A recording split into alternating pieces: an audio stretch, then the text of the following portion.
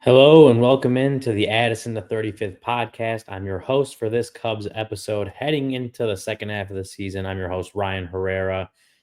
And the Cubs, like I said, heading into the second half of the season, the Cubs have absolutely put themselves in a great spot. And I feel like I say that every episode. Cubs in a great spot. Cubs in a great spot. Cubs are in a great spot. You know, they're 57 and 39 now. That was obviously we're still this is Thursday, July 17th. So the last day of the All-Star break, heading into the All-Star break, Cubs are 57 and 39. They've had at least a share of first place since April 4th. They're on pace for 96 wins. They've only allowed themselves to have two 3-game losing streaks, nothing more than that, and the rest have been 2 games or less. They have the third best record in the majors, second in the National League. They've obviously won a series in Dodger Stadium. They've won a series in Yankee Stadium, to end that first half.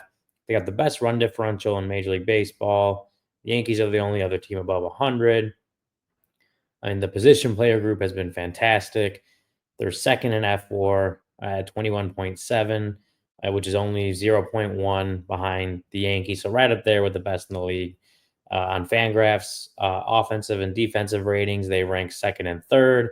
They're third in base running runs above average at 7.6. They're tied for second in WRC plus at 117.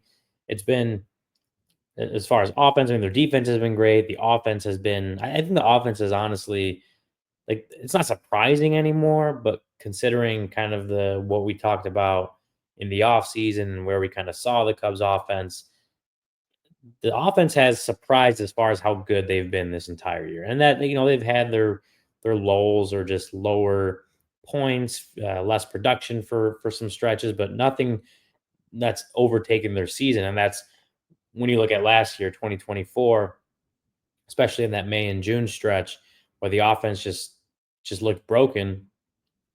The they haven't that hasn't happened for the Cubs this season, at least from the position player group side, offensively, defensively, base running wise. Like it's been great, and the pitching's been fine. I think the rotation, and we'll talk about why the rotation might need upgrades here, but the rotation has been hit by injuries, and that's something that has hurt. I think the rotation's overall numbers.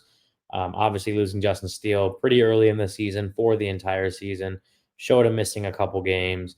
Jameson Tyon's on the IL, or showed him missing a couple months, not just a couple games, but a couple months basically. JMO being on the IL now, Javier Assad having not thrown a pitch for the Cubs this season. Ben Brown going through his struggles. I mean, Cade Horton hasn't lit the world on fire. He's been fine, but he hasn't lit the world on fire in his first foray into Major League Baseball. Colin Ray stepped in and done a good job for the most part. He's had his stretch. He had a stretch there where wasn't pitching as well out of the rotation, but overall has been fine and probably done a better job than the Cubs could have asked for.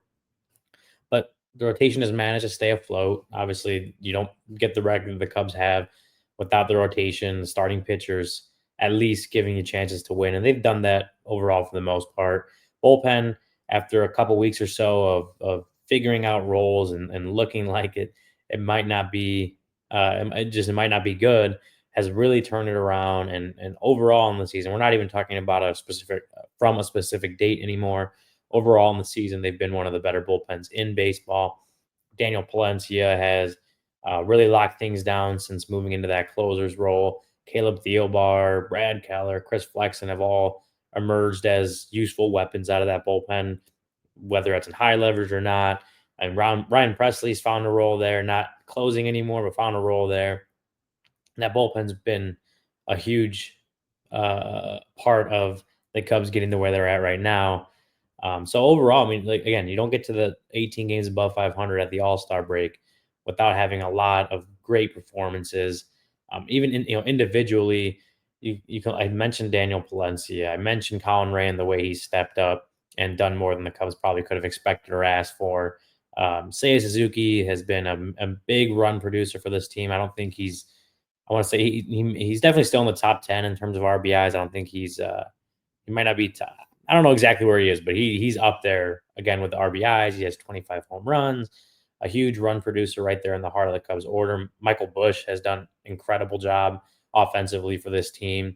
he's hitting a bunch of homers, driving in runs, high batting average, high on base, high OPS, all that kind of stuff, and has taken a huge step forward in his second season with the Cubs. And then Matthew Boyd, we've talked about him. We talked about him on last week's episode, but just the stopper for the Cubs, if they've had any lulls as far as losing games, Matthew Boyd's felt like a stopper for him.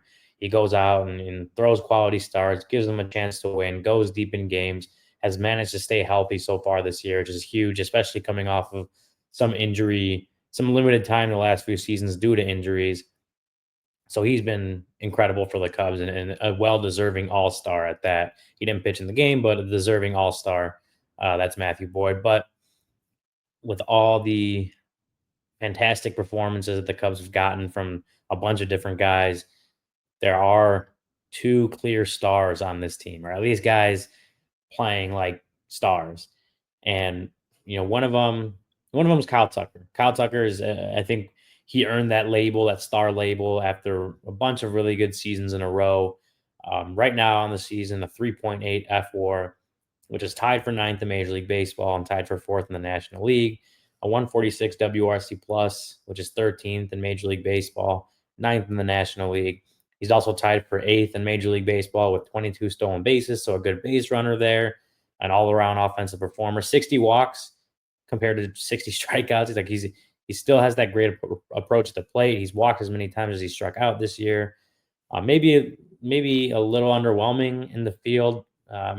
Wrigley Field's right field is not an easy right field to play, but I think it's been overall fine. Maybe not Gold Glove caliber or Gold Glove worthy of a defensive season for him thus far, but it's been fine in right field. You don't feel like you don't feel like he limits you as a right fielder. You don't feel like you never feel like you need to put a defensive replacement in there for him. Like as far as being out there, like he's been fine. He's good enough that you feel comfortable with him making at least the routine plays, making some great plays. Like he is a former Gold Glove winner, so he's still a good defender. May not be elite right now, or may have not performed at an elite level in right field, at a Gold Glove level in right field for the Cubs this season, but it's been good enough that you still feel comfortable with him playing defense in right field.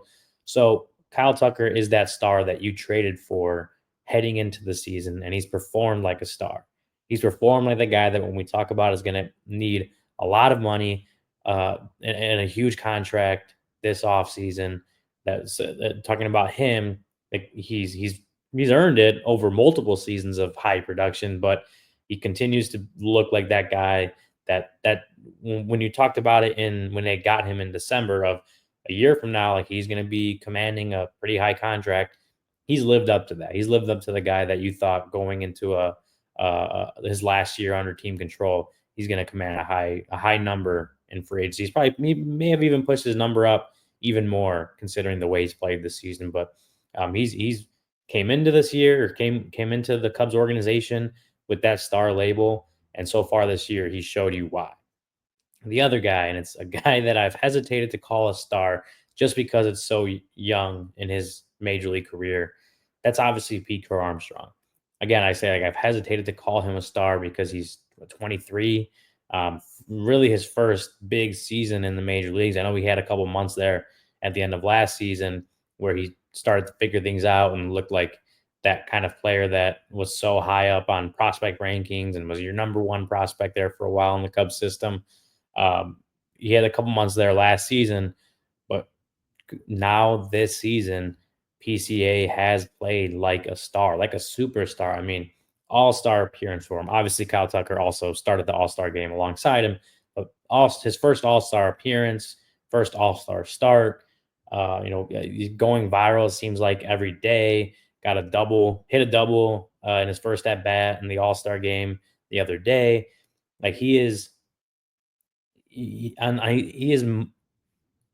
absolutely becoming like a star in baseball, right? It's not just in the Cubs on the Cubs organization, Cubs fans paying attention. Like Pico Armstrong has put himself on the map as far as the whole country, the nation, the global, or the honestly maybe even global, right? Um, global baseball world. Like the people know who Pico Armstrong is, regardless of if they're Cubs fans or not, and that's a testament to what he's done on the year for sure. I mean, you look at He has the highest F4 in the National League and third in the majors at 4.9. He's obviously also one of the best defenders in baseball and base runners in Major League Baseball, regardless of what metric you look at. Like, he's up there, seemingly at the top of every leaderboard. He also has a 133 WRC plus. I mean, that's tied for 28th in Major League Baseball and 17th in the National League. So it's not like a top 10 hitter or anything like that. But that's obviously, you're talking about in the top 28 or maybe top 29 or whatever that number is of all major league hitters, all qualified major league hitters. And that's on top of the the gold glove caliber defense and elite base running skills. He also has 25 home runs, which is tied with Seiya Suzuki for sixth in the majors and fourth in the National League. So he's hit a lot of home runs. Like, that's the part of P. Crow-Armstrong's game that has surprised pretty much everyone. The fact that he put up 25 home runs before the All-Star break. I mean, I think we were saying the Cubs would be happy and Cubs fans probably be happy with 15 to 20 home runs a year if Pete Crow Armstrong could get you that. If he could get you 20, like, you were feeling great about it because of all the other things he does well. He's already giving you 25, and we have over 2 months of the season left to play. There's like 66 games or so left for the Cubs to play this season. Like, that's huge. And that's why he's also the only player with at least 20 home runs and 20 steals, right? So, like, he's played like a star. I'm getting so much closer pretty much every single game to saying he is a star. And maybe I won't say that this season. Maybe I'm still a little stubborn in that because it is his breakout season. But he's absolutely played like it. And I think that's on top of Kyle Tucker doing what he's done, on top of Seiya Suzuki and Michael Bush and other guys like that playing really strong supporting roles. Pete Armstrong has been the leader on this team. I think, was it Fox maybe that voted him the midseason National League MVP, right? Like, he's played his way into that conversation where he's absolutely an MVP candidate. I won't say he'll win it right now, but he has played his way into that. And more than anybody else, honestly, on the Cubs, he's been the driving force to get the Cubs to where they're at right now. He's not the only one. Again, I'll say it, like, he can't do it on his own, and he hasn't done it on his own. Kyle Tucker right there, Bush, Seiya, Nico having a good year. The catchers doing their jobs, the rotation, keeping things afloat, the bullpen doing a really good job back there. A lot of guys on this team, basically every area of this team has contributed to where the Cubs are at right now. But PCA is the guy, he seems like the emotional or passionate leader of this team. He plays hard, he plays well. Like, he does a lot of great things for this team, and he's honestly, to me, been the driving force for this team. He's been this team's MVP so far this year, and definitely arguably the MVP of the National League at the All-Star break. And I think that's, again, a testament to who he is as a player, who he is as a person, because you get to know the guy, you understand how much he loves the game, how deeply he thinks about the game, even at a young level, how mature he is. Like, he's the all-around package. So we're again, I'll say I'm stubborn and won't say he's a star yet, but he's played like a star and he's got the package, the overall package of a player who can be a star for years to come for the Cubs. And that's huge for him. So again, it's overall been a really, really good season for the Cubs as we sit here right at the end of the All-Star break. However, the Brewers keep doing what the Brewers do. They're only one game back in the National League Central. They're still somehow breathing down the Cubs' necks. And in a way, like, I guess on one hand, if you're a Cubs fan, even if you're the Cubs, obviously, you want more room between you and the Brewers. You want more room, a little bit of breathing room, a little bit of, like, we can go into maybe a 3-game losing streak or whatever and not feel like we're gonna like not feel that pressure from the Brewers, right? Like, if you're the Cubs, if you're Cubs fans, you'd like to have more breathing room between you and the Brewers.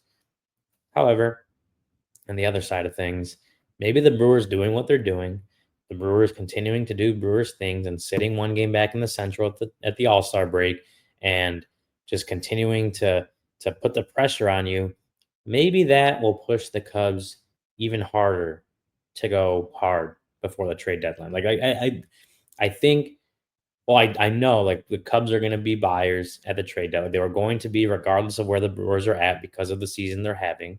But maybe the Brewers doing what they're doing and just staying right there neck and neck with the Cubs, maybe that pushes the Cubs to go a little bit harder at the trade deadline. We don't know that yet for sure. We still got a couple of weeks until the deadline's over or deadline's passed, but that's definitely a possibility. And so that's our next segment here is what will happen at the deadline? What do the Cubs need?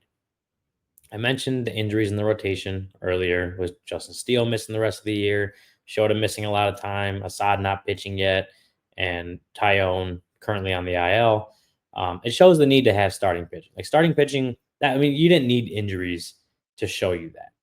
You you could go through a fully healthy season with starters, and you still know that like it's great to have starting pitching depth. And obviously, they've had that with Colin Ray stepping in, and he's basically been a member of the rotation. He's not even depth at this point. He's just because he's been in that rotation for so long. I mean, Ben Brown is part of that depth. Jordan Wicks, if they choose to throw him out there at all, is part of that depth. Like they have some depth there, but I think we can see that the Cubs don't necessarily have maybe not the most depth or even the highest, you know, caliber guy that they could get. So I think when you're looking at what the Cubs should do, like that, it seems pretty obvious. Like they're looking to add at least a depth starter, another good rotation arm to have out there to continue helping you get through games. It remains to be seen how long Assad needs until he's back, but he's not coming back like this week or anything. Tyone, I think, is in the same boat that he's still got some time before he comes back. So I think you definitely need a depth starter. And then maybe in the short term, you can use a guy like Jordan Wicks or Ben Brown. I guess Jordan Wicks might not be eligible to come back up for a little bit here, but like a Ben Brown or whatever you want to go with versus having to go bullpen. Maybe you use a bullpen game or so. Um, but I think you do look at it as like the Cubs should at least add a depth starter in there, just have another good arm to at least eat up innings, but maybe even to give you some good starts here going down in the stretch when you're definitely going to need it. But they could certainly add a for sure playoff game start, a guy that you feel comfortable on the bump in the playoffs for you. And right now, like you have, if you're the Cubs, you have Shota Imanaga, who I think they would feel comfortable having start a playoff game, and Matthew Boyd in the same way. Like he pitched, I think he started 3 games for the Guardians last year after coming back from Tommy John surgery and only pitching. I want to say he started 8 games down the stretch for him, and then started 3 playoff games for him. So those are 2 guys the Cubs would be comfortable having as playoff starters. Tyone probably fits in there as well, even if it's like the fourth guy in a 4-game series or so. The other options don't necessarily strike you as like set it and forget it, give him the ball for a playoff game. I don't think you have that kind of confidence in the rest of the options on the team. So you could definitely go out and look for, and I think the Cubs are and should go out and look for a for sure playoff game starter, a guy they feel comfortable handing the ball off to and to start a playoff game and just letting him go. It's going to depend who would be around at that point, right? Like who's going to be selling. I think when you look at it, names we've heard, Mitch Keller of the Pirates, the Marlins with Sandy Alcantara and Edward Cabrera. Like we've heard those names before. It also is going to depend what these next 2 weeks happen. Well, what happens these next 2 weeks with some potential sellers? I think the American League seems a lot more open right now than most or than a season like the American League itself. I think the sellers market hasn't truly developed yet because there are so many teams that are close to being in contention at that point. Like I'll take a look right now as far as the wild card goes.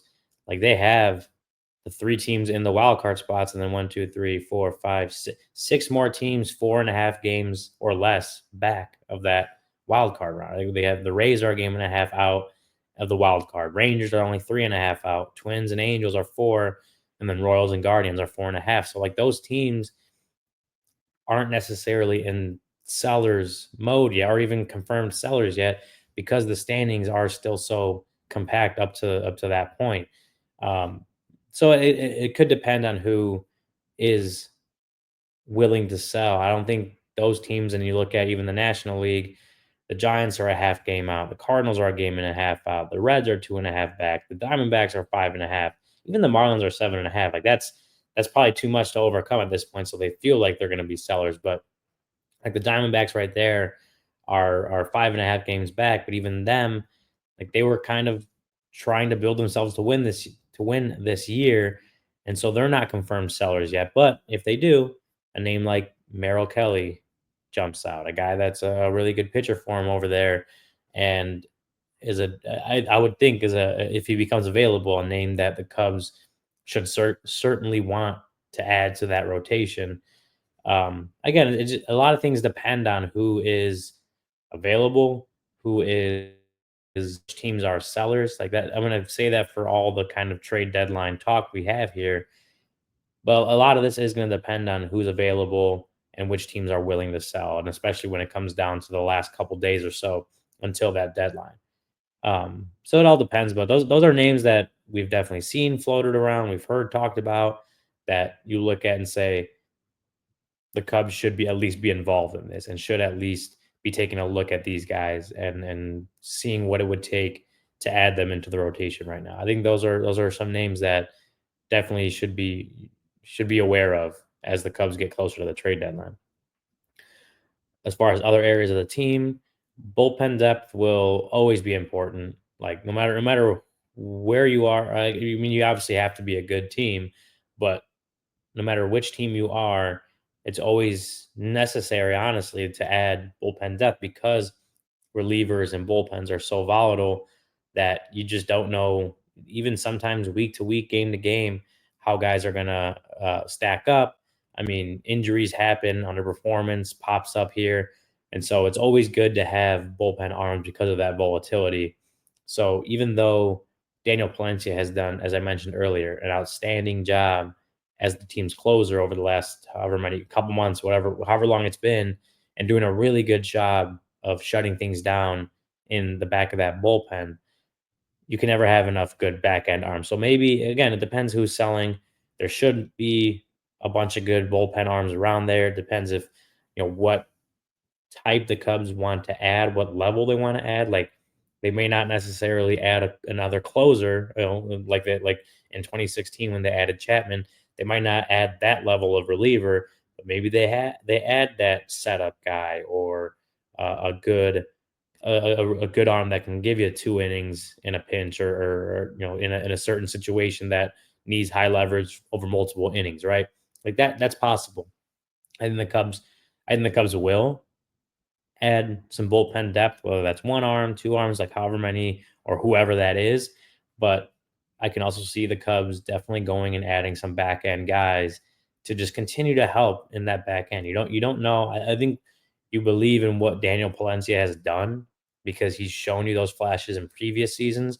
So you believe in what he's done so far this year, but you can't guarantee it lasts the rest of the year. You can't guarantee it lasts into the postseason, right? He's not been at that, he's not pitched at that level at a postseason game for the Cubs in his career.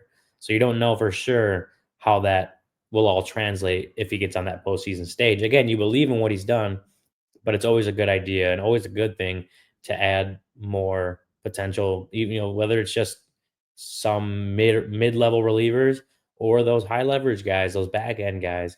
It's never a bad thing to go out and add those, and I do think the Cubs will try to add at least one as we get closer here to the deadline. And then we have to talk about third base because Matt Shaw has gotten a ton of runway, and that's great for his development. He's gotten a lot of runway so far this year. The last 5 games or so before the All Star break. And I think that kind of tells. I was gonna say that obviously the last 5 games or so for the All Star break where he wasn't starting every game. Maybe that kind of tells you where the Cubs are at and where Craig Counsell feels his team is at and what they need. Matt Shaw's gotten a ton of runway, and that's been fantastic for his own development. And I think there's a lot to like in what you've seen, at least defensively for sure. Offensively has left a lot to be desired. It hasn't clicked for him so far this rookie season. And in a different season, a season where playoffs aren't maybe the expectation. Maybe take it back to 2022, right? He's in there in 2022. Maybe in a season like that, you just keep starting him every day. You keep letting him develop. You keep giving him the at bats and giving him the starts and all that kind of stuff. You probably just keep letting him develop at that rate. However, the Cubs are they're getting into a point right now this season. They're obviously they're in a season where the postseason is the expectation. Like it's a must for this team at this point. But they are getting to a point in the season where player development doesn't really matter anymore. Like you can give guys all the runway, and fortunately, like they can look back and say, we gave Matt Shaw all this runway. He's learned a lot of things. He's still developing, and it hasn't cost us in the win column for the most part. Maybe, I mean, I don't know. Maybe it has cost them a win here somewhere. I don't know for sure, but they can at least look at it and say it hasn't cost us. We're still the third best record in the major leagues. We're still winning the division, and we've given Matt Shaw almost 4. We've given him 3.5 months to develop. I guess there was that month or so where he was down in AAA, but uh, regardless, like he's gotten a ton of runway at the big league level. His first year in the big leagues, and the Cubs can say like things have worked out even with giving him all that runway and not necessarily having the offensive success. Like he's had again, I mentioned defensively, he's actually been really good. He has 5 defensive runs saved at third base this year, and that's huge for him. And that gives him a floor as a defender at least. But he has a 198 batting average, a 556 OPS, and a 61 WRC plus.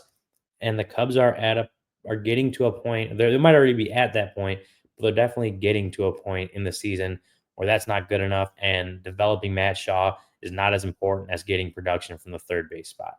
And the other guys they have on the roster, whether that's John Birdie or Bruhan or Justin Turner, like that's not the fix.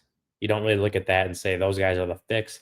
I don't think any of them have jumped out, and Turner definitely is not like an everyday third baseman at this point. But even overall, like that group hasn't jumped out as the answer to what the Cubs need at third base.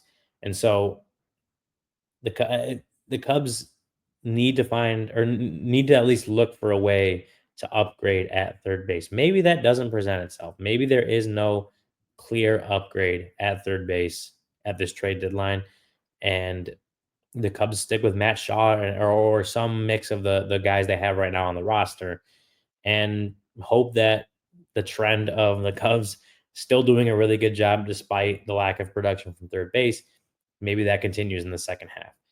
But they have to look. They have to look for ways to upgrade and clear upgrades at third base, especially on the offensive side. So it's going to depend, as I said, with the relievers and with the starters, it's going to depend on who's selling. But you look at someone like Eugenio Suarez, a noted Cub killer. Just continue. I mean, he kills the Cubs regardless of what team he's on. But right now at the All Star break, he's a guy with a 142 WRC plus, and he has hit 31 homers this season.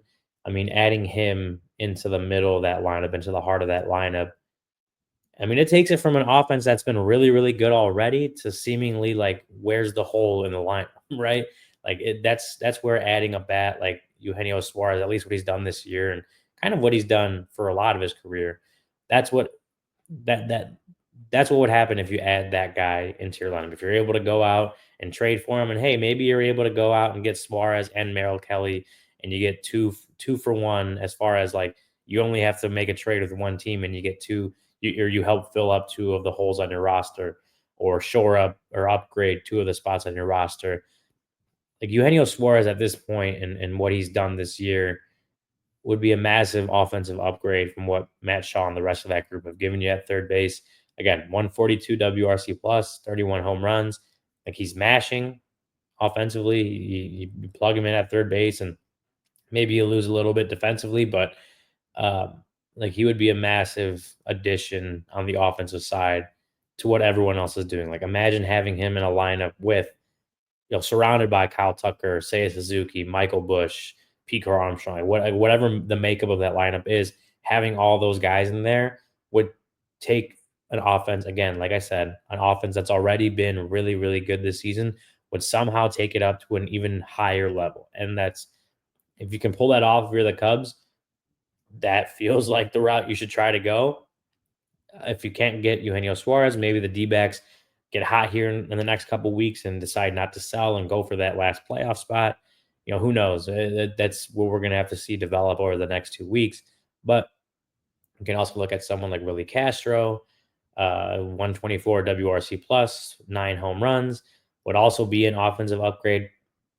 I've seen he would also be an offensive upgrade. I have seen the name Ke'Bryan Hayes in rumors, and like he's a really good third baseman defensively for sure. And maybe even maybe that you're talking about an upgrade.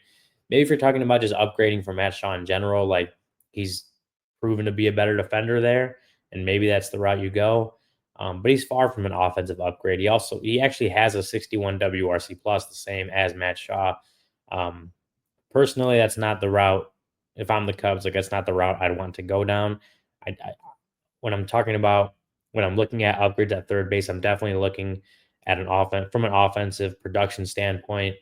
And Ke'Bryan Hayes just isn't that. And I don't know that I would feel the need to upgrade from a guy who's playing good defense already in Matt Shaw at third base for a guy who's not going to give me anything else, or at least hasn't done anything else offensively better than what Matt Shaw's already given me. So if I'm the Cubs, I'm probably looking at that, and I'm probably saying Brian Hayes isn't the route I want to go down. I understand, rumors coming out and the Cubs or a team like the Cubs that doesn't necessarily need the Brian Hayes um, addition, at least checking in and seeing about it, because we're talking about a position the Cubs definitely need to look at upgrading, and maybe leave no stone uncovered or anything like that.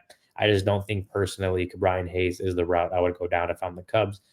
Doesn't seem like the a big enough upgrade or an upgrade in the way you want it to be over what Matt Shaw's already given you this season and could potentially still give you the rest of this year.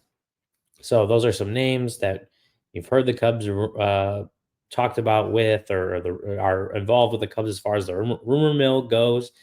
And so we'll kind of still, again, see what happens here the next couple weeks, how the trade market develops, how, teams which route the team decide to go going into the deadline as far as if they end up buying, if they end up selling, if they end up staying pat. You never know, right? That's all hopefully going to come together over here in the next couple weeks before the deadline goes.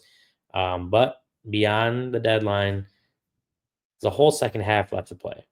We're at the All-Star break, which means we have a whole second half for the Cubs to play.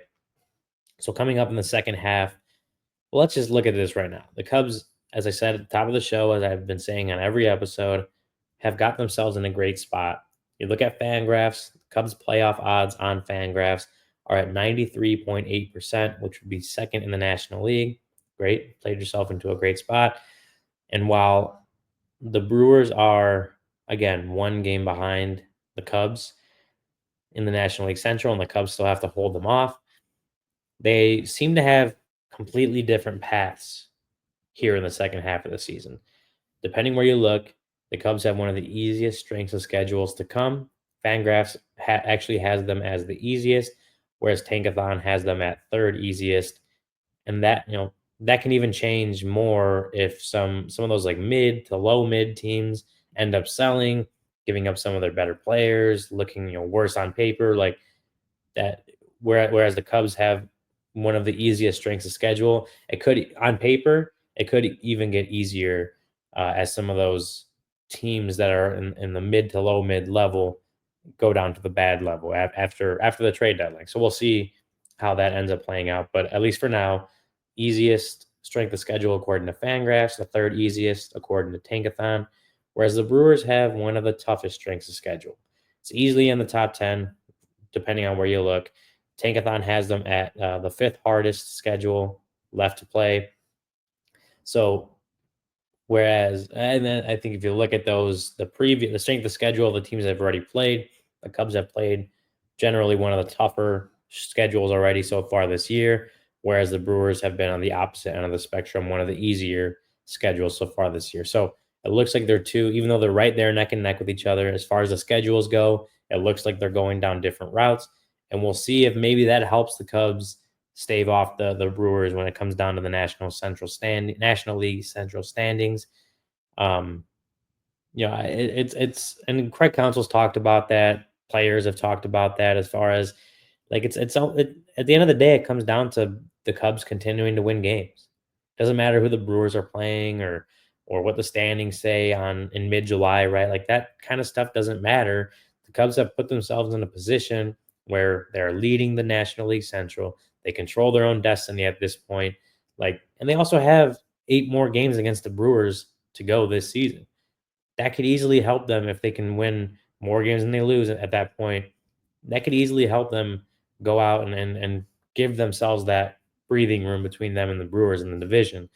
And so at the end of the day, strength of schedule will be damned. Like it's up to the Cubs to go out and and go out and win games, continue to win games, continue to win series, stack wins on each other. Like that's at the end of the day, that's what it's all about is winning the division or at least just making the playoffs this year, winning the division and getting yourself a bye would be huge. But at the end of the day, it's about making the postseason whichever way you can. And at that point, the Cubs just need to go out, continue to find ways to win games and get themselves there. It's all going to come down to what the Cubs do here over the last 2.5 months of the season. Trade deadline obviously is going to matter, and it's going to matter what the Cubs bring in and what spots on the roster they upgrade. But at the end of the day, why do I keep talking like that? At the end of the day, wins matter. Winning games matters, and the Cubs just have to go out and continue to do that and do what they've done well so far this season. So that'll do it for the Addison the 35th podcast this week. Coming up for the Cubs, they got 3 against the Red Sox. Friday starting at Friday at 1:20, Saturday 6:15, and then Sunday at 1:20. So a 3-game set with the Red Sox this weekend, and then they bring the Royals in town for next week's 3-game set before an off day on the 24th. So that's their 6-game homestand over the next week, and the Red Sox are in a pretty good spot right now. They're the second AL wild card right now. They've won 10 straight games, so they're hot, and the Cubs have to find a way to cool them off, so to speak.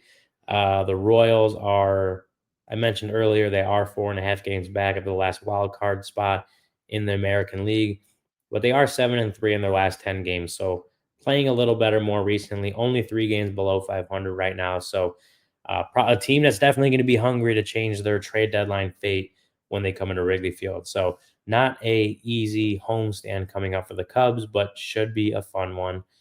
3 games of the Red Sox, 3 games of the Royals, and then we get a week closer to the trade deadline.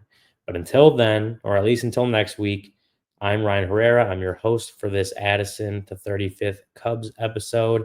If you're listening to us on your favorite podcast platform, please rate, review, subscribe. If you're on YouTube, like, comment, subscribe. Tell your friends, tell your family, tell your neighbors. We appreciate all the support you've given to the Addison the 35th podcast, but we'd appreciate any more you got for us. But until next time, I am Ryan Herrera. We'll talk to you soon.